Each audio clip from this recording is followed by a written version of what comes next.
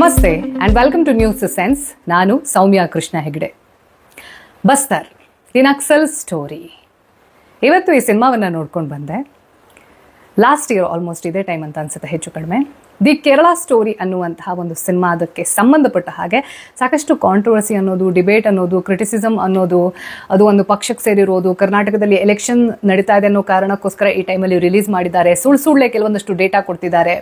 ಇದೆಲ್ಲ BJPಯ ಪ್ರೊಪಗಾಂಡ, ಮೋದಿ ಪ್ರೊಪಗಾಂಡ ಅನ್ನೋದನ್ನೆಲ್ಲ ಕೆಲವೊಂದಷ್ಟು ವಿಚಾರ ಅನ್ನುವಂಥದ್ದು ಮೇನ್ ಸ್ಟ್ರೀಮ್ನಲ್ಲಿ, ಯಾವ ಸಿನಿಮಾದ ವಿಚಾರ ಅನ್ನುವಂಥದ್ದು ಎಂಟರ್ಟೈನ್ಮೆಂಟ್ ಸೆಕ್ಷನಲ್ಲಿತ್ತು. ನಾವು that is in the main stream, especially in political debates. ಈ ಸಿನಿಮಾ ಅನ್ನುವಂಥದ್ದು same to same team ready ಮಾಡಿರುವಂತಹ ಸಿನಿಮಾ.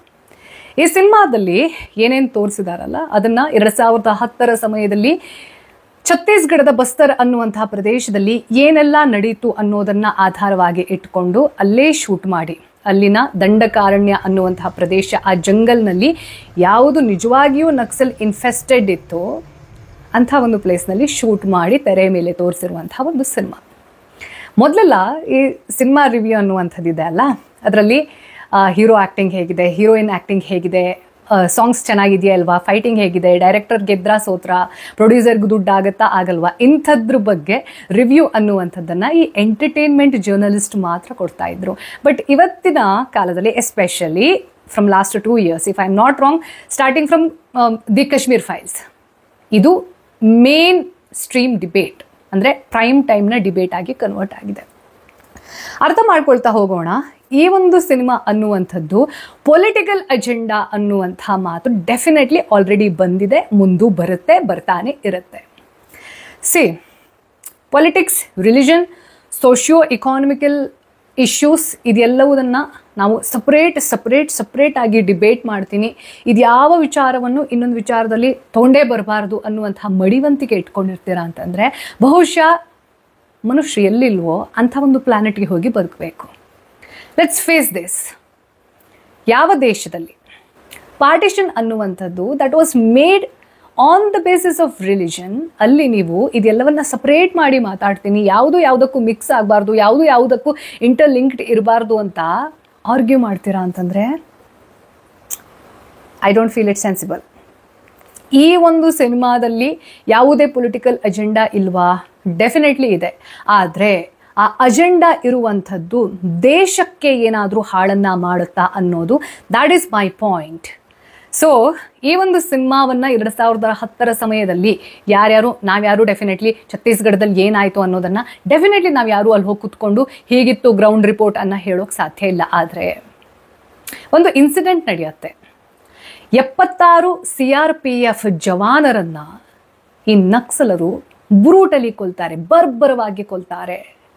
ಅದನ್ನು ಕೆಲವೊಂದಷ್ಟು ಜನ ಸೋ ಕಾಲ್ಡ್ ಇಂಟೆಲೆಕ್ಚುವಲ್ಸ್ ಅಂತ ಯಾರನ್ನ ಅವರವರೇ ಕರ್ಕೊಳ್ತಾರಲ್ವಾ, ಅವರು ದೊಡ್ಡ ದೊಡ್ಡ ಯೂನಿವರ್ಸಿಟಿಯಲ್ಲಿ ಪ್ರೊಫೆಸರ್ಸ್ ಆಗಿ, ಡೀನ್ಸ್ ಆಗಿ, ಹೆಡ್ಸ್ ಆಗಿ ಕೆಲಸ ಮಾಡ್ತಿರ್ತಾರೆ. ಆಮೇಲೆ ಅವರಿಗೆ ಸಾಕಷ್ಟು ಜನ ಸ್ಟೂಡೆಂಟ್ಸ್, ಆ ಯೂನಿಯನ್ ಅನ್ನುವಂಥದ್ದು ಅವರ ಅಂಡರಲ್ಲಿ ಇರುತ್ತೆ. ಆ ಸ್ಟೂಡೆಂಟ್ ಯೂನಿಯನ್ನ ಲೀಡರ್ ಅಂತ ಒಬ್ಬ ಏನಿರ್ತಾನೆ, ಅವರೆಲ್ಲರ ಸಪೋರ್ಟ್ ಇರುತ್ತೆ. ಅವರೆಲ್ಲರ ಪ್ರಕಾರ ನಾವು ಏನೋ ಸಿಸ್ಟಮಲ್ಲಿ ಚೇಂಜನ್ನು ತರ್ತಾ ಇದ್ದೀವಿ ಅಂತ. ಬಟ್ ಅದರ ಅಂಡರ್ ಲೇಯರ್ಸ್ ಏನಿದೆ, ಯಾರ್ಯಾರು ಯಾವ್ಯಾವ ಕೆಲಸವನ್ನು ಯಾವ ಕಾರಣದಿಂದ ಯಾವ ರೀತಿ ಅಜೆಂಡಾದಲ್ಲಿ ಎಷ್ಟು ನೀಟಾಗಿ ಮಾಡ್ತಾ ಇದ್ದಾರೆ ಅನ್ನೋದನ್ನು ತೆರೆದಿಡತ್ತೆ ನಮ್ಮ ಮುಂದೆ. ಲೀಡ್ ರೋಲಲ್ಲಿ ಇರುವಂಥದ್ದು IPS ನಿರ್ಜಾ ಮಾಧವನ್. ನನಗೆ ಪರ್ಸ್ನಲಿ ಆಯಿತಾ ಈ ಒಂದು ಸಿನಿಮಾ ಅನ್ನುವಂಥದ್ದು ಏನು ಅಟ್ರಾಕ್ಟಿವ್ ಅನ್ನಿಸ್ತು ಅಂತಂದರೆ,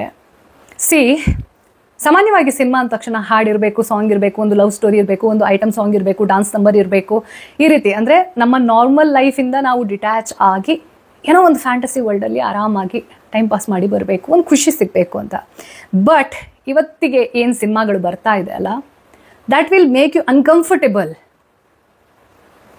ಆ ಅನ್ಕಂಫರ್ಟೇಬಲ್ ಸಿಚುವೇಶನನ್ನು ನೋಡ್ಕೊಂಡು ಬಂದಾಗ ಈ ರೀತಿ ಆಗಿರಲಿಲ್ಲ, ಅಥವಾ ನಮ್ಮ ಹಿಸ್ಟ್ರಿ ಅನ್ನುವಂಥದ್ದು ಏನು ಹೇಳುತ್ತೆ, ಯಾವ ಡೇಟಾ ಏನನ್ನು ಹೇಳುತ್ತೆ ಅನ್ನೋದಕ್ಕೆ ನಮಗೆ ಒಂದು ಥಾಟ್ ಪ್ರೊಸೆಸನ್ನು ಇನಿಷಿಯೇಟ್ ಮಾಡುತ್ತೆ. ನೀವು ಯಾವುದೇ ಪೊಲಿಟಿಕಲ್ ಅಜೆಂಡಾಗೆ ಸೇರಿರೋರಾಗಿರಿ, ನಿಮ್ಮ ಅಫಿನಿಟಿ ಯಾವುದಕ್ಕೆ ಇರಲಿ, ನಿಮ್ಮ ಉದ್ದೇಶಗಳು ಏನೇ ಆಗಿರಲಿ, ಬಟ್ ಒಂದು ಉದ್ದೇಶ ನಮ್ಮೆಲ್ಲರದ್ದು ಸೇಮ್ ಇರಬೇಕು. ರಾಷ್ಟ್ರ ದೇವೋಭವ, ಹುಟ್ಟಿರುವಂತಹ ಮಾತೃಭೂಮಿಗೆ ದ್ರೋಹ ಮಾಡುವಂತಹ ಕೆಲಸ ಆಗಬಾರ್ದು.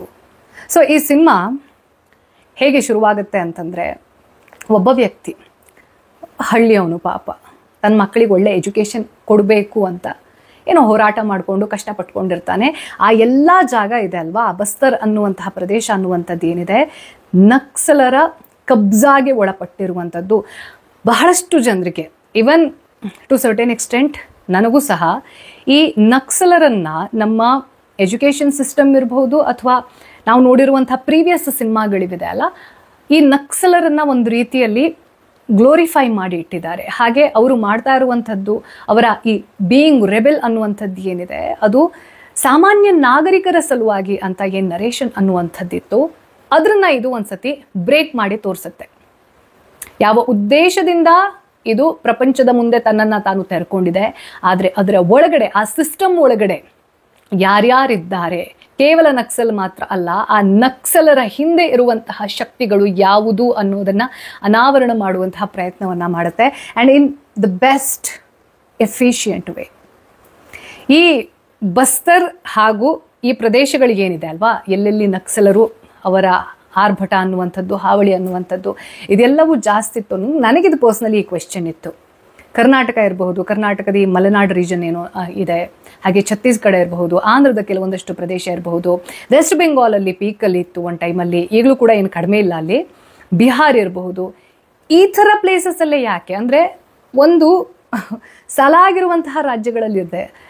ಕಾಶ್ಮೀರಕ್ಕೆ ಹೋದರೆ ಅಲ್ಲಿ ಕಾಶ್ಮೀರಿ ಸಪ್ರೇಟಿಸ್ಟ್ ಅಂತ ಇರ್ತಾರೆ. ಅಂದರೆ ಎಷ್ಟು ವ್ಯವಸ್ಥಿತವಾಗಿ ಒಂದು ನೆಟ್ವರ್ಕ್ ಅನ್ನೋದನ್ನು ಕ್ರಿಯೇಟ್ ಮಾಡ್ಕೊಳ್ತಾರೆ. ಈ ನಕ್ಸಲರು ಈ ಪ್ರದೇಶದಲ್ಲೇ ಯಾಕೆ ಹರಡಿಕೊಂಡಿದ್ದಾರೆ ಅನ್ನುವಂಥ ಕ್ವೆಶ್ಚನ್ ನನಗಿತ್ತು. ಈ ಒಂದು ಸಿನಿಮಾದಲ್ಲಿ ಒಂದು ಕೋರ್ಟ್ ರೂಮ್ ಸೀನ್ ಇದೆ. ಎಷ್ಟು ಚೆನ್ನಾಗಿ ಆ ಒಂದು ಸೀನನ್ನು ಪೋರ್ಟ್ರೇ ಮಾಡಿದ್ದಾರೆ ಅಂತಂದರೆ, ಬೈ ದ ವೇ ಯಾರ್ಯಾರು ಆ್ಯಕ್ಟರ್ ಈ ಸಿನಿಮಾದಲ್ಲಿ ಇದ್ದಾರಲ್ವಾ, ಹ್ಯಾಟ್ಸ್ ಆಫ್ ಟು ದೆಮ್. ಅಂದರೆ ಅವರಿಗೆ ಕೊಟ್ಟಿರುವಂಥ ಪ್ರತಿಯೊಂದು ಪಾತ್ರವನ್ನು ಎಷ್ಟು ಅಚ್ಚುಕಟ್ಟಾಗಿ ನಿಭಾಯಿಸಿದ್ದಾರೆ ಅಂತಂದರೆ, ಅದು ಅದಾ ಶರ್ಮಾ ಇಂದ ಹಿಡಿದು ಆ ನಕ್ಸಲರಿಗೆ ಯಾರು ಲೀಡ್ ಮಾಡ್ತಾ ಇರ್ತಾನಲ್ವಾ ಸಿನಿಮಾದಲ್ಲಿ, ಅವನ ಹೆಸರು ಬಂದು ಲಂಕಾರೆಡ್ಡಿ ಅಂತ. ಎಲ್ಲರೂ ಕೂಡ, ಪ್ರತಿಯೊಬ್ಬರೂ ಕೂಡ ಎಷ್ಟು ಚೆನ್ನಾಗಿ ಅದರಲ್ಲಿ ಬ್ಲೆಂಡ್ ಆಗಿ ನಾವು ಸಿನಿಮಾ ನೋಡ್ತಿದ್ದೀವಿ ಅನ್ನುವಂಥ ಫೀಲಿಂಗ್ ಬರೋದಿಲ್ಲ. 2010 ಸಮಯದಲ್ಲಿ ಬಸ್ತರಲ್ಲಿ ಕುತ್ಕೊಂಡು ನಾನೊಂದು CCTV ಆಗಿ ಅದನ್ನು ವಿಟ್ನೆಸ್ ಮಾಡ್ತಾ ಇದ್ದೀನಿ ಅನ್ನುವಂಥ ಒಂದು ನೈಜತೆ ಅನ್ನುವಂಥದ್ದನ್ನು ಸಿನಿಮಾದಲ್ಲಿ ತೋರಿಸುವಂಥ ಪ್ರಯತ್ನದಲ್ಲಿ ಸುದೀಪ್ತೋ ಸೇನ್ ಡೆಫಿನೆಟ್ಲಿ ಗೆದ್ದಿದ್ದಾರೆ. ಸೊ ಈ ಒಂದು ಲಂಕಾರೆಡ್ಡಿಯ ಕ್ಯಾರೆಕ್ಟರ್ ಇರಬಹುದು, ಹಾಗೆ ಒಂದು ಕ್ಯಾರೆಕ್ಟರ್ ಬರುತ್ತೆ, ಈ ಯಾರು ಸೂಡೋ ಇಂಟೆಲೆಕ್ಚುವಲ್ಸ್ ಇರ್ತಾರಲ್ವಾ, ಅಂದರೆ ಮೀಡಿಯಾದಲ್ಲಿ ಡಿಬೇಟ್ ಮಾಡೋಕ್ಕೆ ಹೋಗೋರು, ಪ್ಯಾನಲಿಸ್ಟ್ ಆಗಿ ಹೋಗೋರು, ನ್ಯೂಸ್ ಪೇಪರಲ್ಲಿ ಕಾಲಮಿಸ್ಟ್ ಆಗಿ ಅವ್ರದ್ದೇ ಆಗಿರುವಂಥ ಕೆಲವೊಂದಷ್ಟು ನರೇಷನನ್ನು ಕೊಡ್ತಾ ಇರುವಂಥವ್ರು, ನೋಡೋಕ್ಕೆ ತುಂಬ ಡೀಸೆಂಟಾಗಿ ನೀಟಾಗಿ ಸಾರಿ ಉಟ್ಕೊಂಡು ಒಳ್ಳೆ ಫೆಮಿನಿಸ್ಟಿಕ್ ವೇಯಲ್ಲಿ ಮಾತಾಡಿಕೊಂಡು ಇರ್ತಾರೆ. ಬಟ್ ಅವರ ಹಿಂದಿರುವಂತಹ ವ್ಯಕ್ತಿತ್ವವನ್ನು ಅನಾವರಣ ಮಾಡುವಂಥ ಪ್ರಯತ್ನ ಇದೆ ಅಲ್ವಾ. That one my heart. ಇದರ ಜೊತೆಗೆ ಈ ಬಸ್ತರ್ ಅನ್ನುವಂತಹ ಪ್ರದೇಶದಲ್ಲಿ 2010ರಲ್ಲಿ ನಡೆದಂತಹ ನಮ್ಮ ವೀರ ಯೋಧರ ಹತ್ಯೆಯನ್ನು ಅದನ್ನು ನೋಡಿದಾಗಿದ್ದಲ್ಲ ಒಂದ್ಸತಿ ಹೃದಯ ಕಲಪಿಬಿಡುತ್ತೆ. ಇನ್ಫ್ಯಾಕ್ಟ್ ಆ ಸಿನಿಮಾ ಶುರುವಾಗೋದು ನಾನು ಹೇಳ್ತಾ ಇದ್ದಲ್ಲ, ಒಬ್ಬ ಪಾಪದ ವ್ಯಕ್ತಿ, ಹಳ್ಳಿಯವನು ತನ್ನ ಮಕ್ಕಳಿಗೆ ಎಜುಕೇಷನ್ ಕೊಡಬೇಕು ಅಂತ, ಒಂದು ಸ್ಕೂಲ್ ತೆಗೆಸ್ಬೇಕು ಅಂತ, ಅಥವಾ ಸ್ಕೂಲಿಗೆ ಒಳ್ಳೆ ಅಡ್ಮಿಷನ್ ಮಾಡಿಸ್ಕೊಡ್ಬೇಕು ಅನ್ನೋ ಕಾರಣಕ್ಕೋಸ್ಕರ ಈ IPS ನಿರ್ಜಾ ಮಾಧವನ್ನ ಭೇಟಿಯಾಗಿದ್ದ ಅನ್ನೋ ಕಾರಣಕ್ಕೋಸ್ಕರ ಆಮೇಲೆ ಬಸ್ತರ್ನಲ್ಲಿ ನಮ್ಮ ರಾಷ್ಟ್ರಧ್ವಜವನ್ನು, ಯಾವ ರಾಷ್ಟ್ರಧ್ವಜ ಭಾರತದ ಸಾರ್ವಭೌಮತೆಯನ್ನು ಸಾರುತ್ತೆ, ಅದನ್ನು ಹಾರಿಸಿದ್ರು ಅನ್ನುವ ಕಾರಣಕ್ಕೋಸ್ಕರ ಅವನನ್ನು ಎಷ್ಟು ಬ್ರೂಟಲಿ ಕೊಲ್ತಾರೆ ಅಂತಂದರೆ ನೋಡೋಕ್ಕೆ ಸಾಧ್ಯನೇ ಇಲ್ಲ. ಅಂದರೆ ದೇಹ ಕೋಲ್ಡ್ ಆಗುತ್ತೆ ಅಂತ ಹೇಳ್ತಾರಲ್ವ, ಅವನನ್ನು ಕೊಚ್ಚಿ ತುಂಡು ತುಂಡು ಮಾಡಿ ಅವನ ಹೆಂಡತಿ ಮತ್ತು ಮಕ್ಕಳ ಎದುರುಗಡೆ, ಮಗಳ ಎದುರುಗಡೆ ಆ ದೇಹವನ್ನು ಕೊನೆಗೆ ಅವನ ಹೆಂಡತಿ ತಲೆ ಮೇಲೆ ಹೊತ್ಕೊಂಡು ಬರ್ತಾಳೆ. ಆಮೇಲೆ ಆಕೆ ಪೊಲೀಸರ ಏನು ಸಹಾಯವನ್ನು ತಗೊಂಡು, ಈ ಸಿನಿಮಾದಲ್ಲಿ ನಾನು ಯಾವಾಗಲೂ ನನ್ನ ಪ್ರೀವಿಯಸ್ ಒಂದು ಕಾಂಟೆಂಟಲ್ಲಿ ಕೂಡ ಹೇಳಿದ್ದೆ, ಒಬ್ಬ ಟೆರರಿಸ್ಟ್ ಏನು ಟ್ರೈನಿಂಗನ್ನು ತಗೊಳ್ತಾನೆ, ಹಾಗೆ ಒಬ್ಬ ಸೋಲ್ಜರ್ ಏನು ಟ್ರೈನಿಂಗನ್ನು ತಗೊಳ್ತಾನೆ, ಆಲ್ಮೋಸ್ಟ್ ಸಿಮಿಲರ್. ಆದರೆ ಟೆರರಿಸ್ಟ್ ಅಂತ ಯಾಕೆ ಕರಿತೀವಿ, ಸೋಲ್ಜರ್ ಅಂತ ಯಾಕೆ ಕರಿತೀವಿ ಅಂತಂದರೆ, the intention with which they fight. ಈ ಸಿನಿಮಾದಲ್ಲಿ ಒಂದು ತಾಯಿ ದೇಶದ ಸುಭದ್ರತೆಗಾಗಿ ಅವಳು ಪೊಲೀಸ್ ಫೋರ್ಸನ್ನು ಸೇರ್ತಾಳೆ. ಅದೇ ತಾಯಿಯ ಮಗ ತಾನು ನಕ್ಸಲ್ವಾದವನ್ನು ಮಾಡ್ತೀನಿ ಅಂತ ಯಾವುದೋ ಒಂದು ಜೋಶಲ್ಲಿ ಹೊರಟಿರ್ತಾನೆ. ಇವರಿಬ್ಬರ ಟ್ರೈನಿಂಗ್ ಆಗೋದಿದೆ ಅಲ್ವಾ, ಅದನ್ನು ಸೈಮಲ್ಟೇನಿಯಸ್ಲಿ ತೋರಿಸ್ತಾರೆ, ಸೇಮ್ ಟು ಸೇಮ್ ಟ್ರೈನಿಂಗ್. ಆದರೆ ಅವರ ಉದ್ದೇಶ ಇದೆ ಅಲ್ವಾ, that makes hole lot of difference. So ಈ ಸಿನಿಮಾ ಅನ್ನುವಂಥದ್ದು ಏನಿದೆ, ಕೆಲವೊಂದಷ್ಟು ವಿಚಾರಗಳನ್ನು ನಾನು ಏನಕ್ಕೆ ಹೇಳಿದೆ ಅಂತಂದರೆ, ಕೆಲವು ಜನ ನೀವು ಇವಾಗ ಹೇಳ್ಬೋದು ಸಿನಿಮಾದ ಕೆಲವೊಂದಷ್ಟು ಸ್ಟೋರಿ ಈಗಲೇ ಹೇಳಿಬಿಟ್ರಿ ಸ್ಪ್ಯಾಮ್ ಆಗಲ್ವಾ ಇದು ಅಂತ. That's not a intention. Cinema ನೀವು ನೋಡ್ತಿರೋ ಬಿಡ್ತಿರೋ that is your personal choice. ಆದರೆ ಕೆಲವೊಂದಷ್ಟು ವಿಚಾರಗಳನ್ನು ಬಹಳಷ್ಟು ವರ್ಷಗಳಿಂದ ಒನ್ ಸೈಡೆಡ್ ನರೇಷನ್ ಕೇಳ್ಕೊಂಡು ಬಂದಿದ್ದೀವಿ. ಆಯಿತು, ಅವ್ರದ್ದು ವರ್ಷನ್ ಕೇಳಾಯಿತು, ಇನ್ನೊಂದು ವರ್ಷನನ್ನು ಕೇಳಿಸ್ಕೊಳ್ಳೋಣ ಅಲ್ಲ. ಆ್ಯಂಡ್ ಆ ಎರಡೂ ವರ್ಷನನ್ನು ಕೇಳಿಸ್ಕೊಂಡು ಆದಮೇಲೆ ಒಂದು ಥರ್ಡ್ ವ್ಯೂ ಅಂತ ಇರುತ್ತೆ. ಯಾವಾಗಲೂ ಕೂಡ ಒಂದನ್ನು ಅರ್ಥ ಮಾಡ್ಕೋಬೇಕು, ನಮಗೆ ಸತ್ಯ ಏನು ಅನ್ನುವಂಥದ್ದು ಇದೇ, ನನಗೇ ಗೊತ್ತಿರೋ ಸತ್ಯ ಇಲ್ಲ. ಬಹಳಷ್ಟು ಪರ್ಸ್ಪೆಕ್ಟಿವನ್ನು ತಗೊಂಡಾಗ ಬೇರೆ ಬೇರೆ ಪುಸ್ತಕ ಇರಬಹುದು, ಬೇರೆ ಬೇರೆ ವ್ಯಕ್ತಿಗಳಿರಬಹುದು, ಘಟನೆಗಳಿರಬಹುದು, ಅದೆಲ್ಲವನ್ನು ಎಷ್ಟು ಮ್ಯಾಕ್ಸಿಮಮ್ ಇನ್ಫಾರ್ಮೇಷನನ್ನು ನಾವು ಗ್ಯಾದರ್ ಮಾಡ್ಕೊಳ್ತೀವಿ, ಅದರಿಂದ ಸತ್ಯಕ್ಕೆ ಹತ್ತಿರವಾಗಿರುವಂಥ ಎಳೆಯನ್ನು ಹುಡುಕಿ ತೆಗಿಬಹುದೇ ವಿನಃ ಇದೇ ಸತ್ಯ ಅಂತ ಹೇಳೋಕ್ಕೆ ನಮ್ಮ ಯಾರತ್ರೂ ಸಾಧ್ಯ ಇಲ್ಲ, ವಿಚ್ ಈಸ್ ವೆರಿ ಅನ್ಫಾರ್ಚುನೇಟ್. ಹಾಗಾಗಿ ಯಾರ್ಯಾರು ಈ ಸಿನಿಮಾ BJP ಫಂಡೆಡ್, ಇವಾಗ MP ಎಲೆಕ್ಷನ್ ನಡೆಯುತ್ತೆ, ಅಗೇನ್ ಮೋದಿ ಗೌರ್ಮೆಂಟ್ ಬರಬೇಕು ಅನ್ನುವ ಕಾರಣಕ್ಕೋಸ್ಕರ ಸಿನಿಮಾವನ್ನು ರಿಲೀಸ್ ಮಾಡಿದ್ದಾರೆ, may be may not be. ಆದರೆ ನಾನು ಹೇಳೋದೇನು ಅಂತಂದರೆ, ಒಂದು ಸಿನಿಮಾ ಅದರ ಅಜೆಂಡಾ ದೇಶದ ಸುಭದ್ರತೆ ಅನ್ನುವಂಥದ್ದು ಹೇಗಿರಬೇಕು, ಆ ಸುಭದ್ರತೆಗೋಸ್ಕರ ನಮ್ಮ ವೀರ ಯೋಧರು ಹೇಗೆ ಪ್ರಾಣವನ್ನು ತೆತ್ತಿದ್ದಾರೆ ಅನ್ನೋದನ್ನು ತೋರಿಸುತ್ತೆ ಅಂತಂದರೆ, ಹಾಗೆ ಯಾವುದನ್ನು ನಾವು ವಿದ್ರೋಹ ಅಂತ ಹೇಳ್ತೀವಿ, ರೆಬೆಲ್ ಅಂತ ಹೇಳ್ತೀವಿ, ಬೀಯಿಂಗ್ ರೆಬೆಲ್ ಇಸ್ ಕೂಲ್ ಅನ್ನುವಂಥ ಆ್ಯಟಿಟ್ಯೂಡ್ ಇದೆ ಅಲ್ಲ. ಇನ್ಫ್ಯಾಕ್ಟ್ ಈ ಒಂದು ಸಿನಿಮಾದಲ್ಲಿ ಒಂದು ಪರ್ಟಿಕ್ಯುಲರ್ ಡೈಲಾಗ್ ಬರುತ್ತೆ, ಆ ರೆಬೆಲ್ ಲೀಡರ್, ಆ ನಕ್ಸಲ್ ಲೀಡರ್ ಹೇಳೋದಿದು, ಕ್ರಾಂತಿ ವಿದ್ರೋಹ ಹೈ ಜಿಸ್ಮೇ ಏಕ್ ಕ್ಲಾಸ್ ದೂಸರಿ ಕ್ಲಾಸ್ ಕೋ ಉಖಡ್ ಕೆ ಫೇಂಕ್ತಾ ಹೈ. ಅಂದರೆ ಕ್ರಾಂತಿ ಅನ್ನುವಂಥದ್ದು ಯಾವತ್ತೂ ಕೂಡ ಒಂದು ವರ್ಗ ಇನ್ನೊಂದು ವರ್ಗವನ್ನು ಕಿತ್ತು ಬಿಸಾಕುವಂಥದ್ದು. ಕ್ರಾಂತಿ ಅಂತಂದರೆ ಅದಕ್ಕೆ ಒಂದು ಉದ್ದೇಶ ಇರಬೇಕು, ಆ ಉದ್ದೇಶ ಒಳ್ಳೆಯದಾಗಿರಬೇಕು. ಕ್ರಾಂತಿ ಅನ್ನುವಂಥದ್ರ ಉದ್ದೇಶ ಶಾಂತಿ ಆಗಿದ್ದರೆ ಮಾತ್ರ that should be supported. Be a rebel but with a good ಕಾಸ್. ಈ ಸಿನಿಮಾದಲ್ಲಿ ಹೇಗೆ ಫಂಡ್ ಆಗುತ್ತೆ, ಈ ನಕ್ಸಲ್ಸ್, ಆಮೇಲೆ ಉಲ್ಫಾ ಲೀಡರ್ಸ್, ಆಮೇಲೆ ಸೋಕಾಲ್ಡ್ ಸೂಡೋ ಇಂಟೆಲೆಕ್ಚುವಲ್ಸ್, ಆಮೇಲೆ ಇವನ್ ಲಷ್ಕರ್ ಎ ತೊಯ್ಬಾ ಹೇಗೆ ಇನ್ವಾಲ್ವ್ ಇರುತ್ತೆ, ಆ್ಯಂಡ್ ಸೋಕಾಲ್ಡ್ ಗಾಂಧಿವಾದಿಗಳು ಅಂತ ಇರ್ತಾರಲ್ವ, ಅವರೆಲ್ಲರೂ ಕೂಡ ಹೇಗೆ ವ್ಯವಸ್ಥಿತವಾಗಿ ಸೇರಿಕೊಂಡು ಅವರಲ್ಲಿರುವಂಥ ಯುನಿಟಿಯನ್ನು ತೋರಿಸುತ್ತೆ. ಅವರೆಲ್ಲ ಸೇರಿಕೊಂಡು ಕಷ್ಟಪಟ್ಟು ದೇಶದ ಸೇವೆ ಮಾಡಬೇಕು ಅಂತ ಬಂದಿರುವಂತಹ IPS ಆ ಥರದ್ದೆಲ್ಲ ಎಕ್ಸಾಮನ್ನು ಪಾಸಾಗಿ ಕಷ್ಟಪಟ್ಟು ಬಂದಿರ್ತಾರಲ್ವ, ಅವ್ರನ್ನ ಹೇಗೆ ಟಾರ್ಚರ್ ಮಾಡ್ತಾರೆ, ಅವ್ರನ್ನ ಹೇಗೆ ಅನ್ಕಂಫರ್ಟೇಬಲ್ ಸಿಚುವೇಶನಲ್ಲಿ ಹಾಕ್ತಾರೆ ಅನ್ನೋದನ್ನು ತುಂಬ ತುಂಬ ನನ್ನ ಪ್ರಕಾರ ಸತ್ಯಕ್ಕೆ ಹತ್ತಿರವಾಗಿರೋ ರೀತಿಯಲ್ಲಿ ತೋರಿಸಿದ್ದಾರೆ. ಹಾಗೆ ಒಂದು ಸ್ಟೇಟ್ಮೆಂಟ್ ಬರುತ್ತೆ ಇದರಲ್ಲಿ, ಆ ಕೋರ್ಟ್ ರೂಮಲ್ಲಿ ನಡೆಯುವಂಥದ್ದು, democracy has failed in India. ये तो कहीं सुना है रिसेंटली. ನನ್ನ ಹಿಂದಿನ ಎಪಿಸೋಡ್ ಧ್ರುವ ರಾಟಿ ಒಂದು ಕಾಂಟೆಂಟ್ ಅನ್ನುವಂಥದ್ದು ಏನಿತ್ತು ಅದಕ್ಕೆ ಸಂಬಂಧಪಟ್ಟ ಹಾಗೆ ಕೆಲವೊಂದಷ್ಟು ಜನ ಎಕ್ಸ್ಟ್ರೀಮ್ ವೇಯಲ್ಲಿ, ಕೆಲವು ಜನ ಅವ್ರನ್ನ ಜರ್ಮನ್ ಶೆಫರ್ಡ್ ಅಂತ ಬೈದಿದ್ದೀರಾ, ಇನ್ನೂ ಕೆಲವರು ಕರೆಕ್ಟಾಗಿ ಹೇಳಿದ್ದಾರೆ ಅಂತ. ಎಷ್ಟೋ ಜನ ನನ್ನ ಎಪಿಸೋಡನ್ನು ನೋಡೋದೇ ಅರ್ಥ ಮಾಡ್ಕೊಳ್ಳೋದೇ ಸುಮ್ಮನೆ ಇವರು ಮೋದಿ ಫ್ಯಾನ್ ಅನ್ನೋದನ್ನೆಲ್ಲ ಕಮೆಂಟ್ ಮಾಡಿದ್ದಾರೆ. ಅರ್ಥ ಮಾಡ್ಕೊಳ್ಳಿ, I stand for the country. ನಾನು, ಅದು ಯಾವುದೇ ಪಾರ್ಟಿ ಆಗಿರಲಿ, ಯಾವುದೇ ವ್ಯಕ್ತಿ ಆಗಿರಲಿ, if he or that party is in favour of this country, I stand with them. Very clear. So ಈ ಡೆಮೋಕ್ರಸಿ ಅನ್ನುವಂಥ ವರ್ಡು, ಹ್ಯೂಮನ್ ರೈಟ್ಸ್ ಅನ್ನುವಂತಹ ವರ್ಡು, ಹಾಗೆ ಕೆಲವು ಜನ ಯಾರು ಧ್ರುವ ರಾಟಿಯನ್ನು ನೀವು ಯಾಕೆ ನಿಮ್ಮ ಕಾಂಟೆಂಟ್ನ ಮೂಲಕ ಬೇರೆಯವರಿಗೆ ನೋಡೋ ರೀತಿಯಲ್ಲಿ ಮಾಡ್ತಿದ್ದೀರಾ. I personally don't hate anybody, but ಒಂದು ರಾಷ್ಟ್ರದಲ್ಲಿ ಹುಟ್ಟಿ ಆ ರಾಷ್ಟ್ರಕ್ಕೆ ಬದ್ಧ ಆಗಿರುವಂತಹ ಸಮಯದಲ್ಲಿ ನೀವು ಬೇರೆ ದೇಶದಲ್ಲಿದ್ದು ಅಲ್ಲಿ ಸೆಟ್ಲ್ ಡೌನ್ ಆಗಿ ನೀವು ಬೇರೆ ದೇಶಕ್ಕೆ ಏನಕ್ಕೆ ಹೋಗ್ತೀರಾ, ನಿಮ್ಗೊಂದು ಬೆಟರ್ ಲೈಫ್ ಸ್ಟೈಲ್ ಬೇಕು ಅಂತನೋ ಅಥವಾ ನಿಮ್ಮ ಎಜುಕೇಷನ್ ಅಲ್ಲಿದೆ ಅಂತನೋ, whatever maybe the reason, it's not wrong. ಅಲ್ಲಿ ಸೆಟಲ್ ಡೌನ್ ಆಗೋದು ಏನೂ ರಾಂಗ್ ಅಲ್ಲ. ಆದರೆ ಆ ದೇಶದಲ್ಲಿ ಇದ್ದುಕೊಂಡು ನನಗೆ ಈ ದೇಶದ ಮೇಲೆ ಕನ್ಸರ್ನ್ ಇದೆ ಅಂತ ನೀವು ಸ್ಟುಡಿಯೋದಲ್ಲಿ ಕೂತ್ಕೊಂಡು ಗ್ರೌಂಡ್ ರಿಪೋರ್ಟ್ ಹೇಳ್ತಿದ್ದೀನಿ ಅನ್ನೋ ಒಂದು ಪೋರ್ಟ್ರೇ ಮಾಡೋದಿದೆ ಅಲ್ವಾ, that is not logical and that's not acceptable. ಒಂದು ಗೌರ್ಮೆಂಟ್ನ ವಿಚಾರವನ್ನು ತೆರೆದಿಡಬೇಕು, ಡಿಕ್ಟೇಟರ್ಶಿಪ್ ಕಡೆಗೆ ನಮ್ಮ ದೇಶ ಹೋಗ್ತಿದೆ ಅಂತ ಹೇಳಬೇಕು ಅಂತಂದರೆ ಕೇವಲ ಒಂದು ಸೆಲೆಕ್ಟಿವ್ ನರೇಷನ್ ಹೇಳೋದಲ್ಲ. ಹೇಳಿರುವಂಥದ್ದೆಲ್ಲ ತಪ್ಪು ಅಲ್ಲ. ಇನ್ಫ್ಯಾಕ್ಟ್ ನಾನು ಅದನ್ನು ಆ ಎಪಿಸೋಡ್ನಲ್ಲಿ ಕೂಡ ಹೇಳಿದ್ದೀನಿ. ಏನೇನು ಕೆಲವೊಂದಿಷ್ಟು ಪಾಯಿಂಟ್ಸನ್ನು ಆ ವ್ಯಕ್ತಿ ಹೇಳಿದ್ದಾರೆ, that is relevant. I also felt, but that is partial narration. ಅದನ್ನೇ ಹೇಳಕ್ಕೆ ಟ್ರೈ ಮಾಡಿದ್ದು. ಈ ಸಿನಿಮಾ ಇರಬಹುದು, ಸೋಷಿಯಲ್ ಮೀಡಿಯಾ ಇರಬಹುದು, ಅಥವಾ ಮೀಡಿಯಾದಲ್ಲಿ ಕೇಳುವಂತಹ ಡಿಬೇಟ್ ಇರಬಹುದು, ಇದು ಎಲ್ಲವೂ ಕೂಡ ನಮಗೆ ಇನ್ಫಾರ್ಮೇಷನ್ನ ಜೊತೆಗೆ ಕೆಲವೊಂದಷ್ಟು ನರೇಷನ್ ಅನ್ನುವಂಥದ್ದನ್ನು ಫೀಡ್ ಮಾಡ್ತಾ ಇರುತ್ತೆ, ನಮಗೆ ಗೊತ್ತೇ ಇಲ್ಲದೆ. ಹಾಗಾಗಿ ಕೇವಲ ಎಕ್ಸ್ಟ್ರೀಮ್ ಕಂಡೀಷನ್ಸ್ಗೆ ನಾನು ಇವ್ರ ಫ್ಯಾನು, ಇವ್ರ ಬಗ್ಗೆ ಯಾರಾದರೂ ಕೆಟ್ಟದಾಗಿ ಮಾತಾಡಿದ್ರೆ ನಾನು ಕೇಳಿಸ್ಕೊಳ್ಳೋದೇ ಇಲ್ಲ.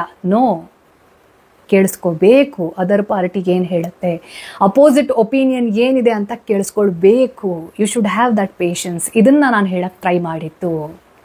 ಈ ಸಿನಿಮಾ ಅನ್ನುವಂಥದ್ದು ಡೆಫಿನೆಟ್ಲಿ ಒಂದು ಡಿಫ್ರೆಂಟ್ ಪರ್ಸ್ಪೆಕ್ಟಿವ್ ಅನ್ನೋದನ್ನು ಓಪನ್ ಮಾಡ್ತು. ಆ್ಯಂಡ್ ಬ್ಯೂಟಿಫುಲ್ ಥಿಂಗ್ ಏನಪ್ಪ ಅಂತಂದರೆ, ಕೇವಲ ಈ ಹೆಣ್ಮಕ್ಳು ಅಂತಂದರೆ ಗ್ಲಾಮರ್ ಡಾಲ್ ರೀತಿಯಲ್ಲಿ ಯೂಸ್ ಮಾಡ್ತಾ ಇದ್ರು. ಅಂದರೆ ನಾಟ್ ಎವ್ರಿಬಡಿ. ಸಿನಿಮಾ ಇಂಡಸ್ಟ್ರಿಯಲ್ಲಿ ಹೆಣ್ಮಕ್ಳಿಗೆ ಸಾಮಾನ್ಯವಾಗಿ ಜನರಲ್ಲಿ ಇದೇ ಒಂದು ಕೋಶಂಟ್ ಅನ್ನುವಂಥದ್ದನ್ನು ಕೊಟ್ಟಿಟ್ಟಿದ್ರು. But this cinema change it.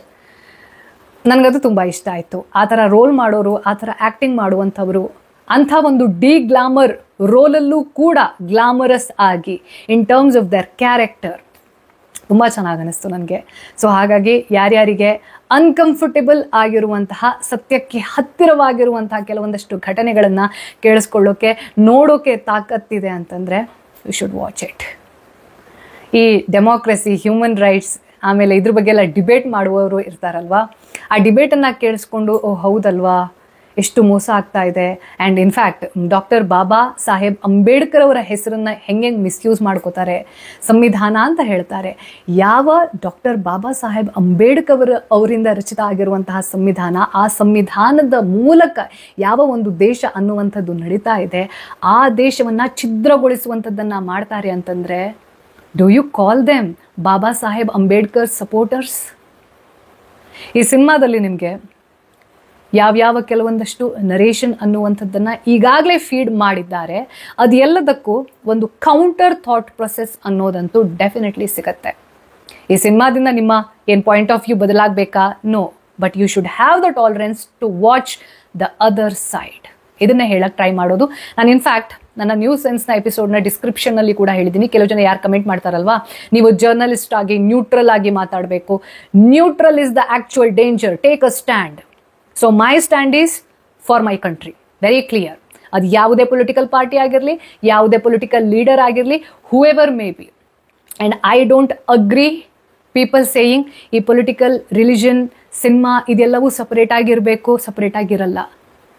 ಬಹಳಷ್ಟು ವರ್ಷಗಳ ಹಿಂದೆ ಹೋಗಿ ನೋಡೋಣ, ನಮ್ಮ ರಾಜ ಮಹಾರಾಜರು ಆಳ್ತಾ ಇದ್ರಲ್ವಾ, ಆವಾಗಿನ ಸಮಯದಿಂದನೇ ರಾಜಕೀಯ, ಧರ್ಮ, ಸೋಷಿಯೋ ಇಕಾನಮಿಕ್ ಸ್ಟೇಟಸ್ ಅನ್ನುವಂಥದ್ದು ಇಟ್ಸ್ ಇಂಟರ್ಲಿಂಕ್ಡ್.